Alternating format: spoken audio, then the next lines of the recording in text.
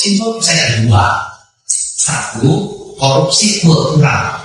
Yang kedua, korupsi struktural. Yang di OTT itu yang struktural. Yang diperiksa penyidikan struktural. Tapi ada korupsi yang kultural, yaitu membuat belanja yang tidak dikoyokkan. Tidak perlu ada seminar, bikin seminar. Tidak perlu ada penelitian, dibikin penelitian. Tidak perlu ada DND, dibikin DND. Tidak perlu ada kunjungan kerja, dibikin kunjungan kerja. Tidak perlu ada sewa hotel, dibikin sewa hotel. Secara output, baik di mata BPK, baik di mata KPK. Pertanggung jawabannya bisa WTP.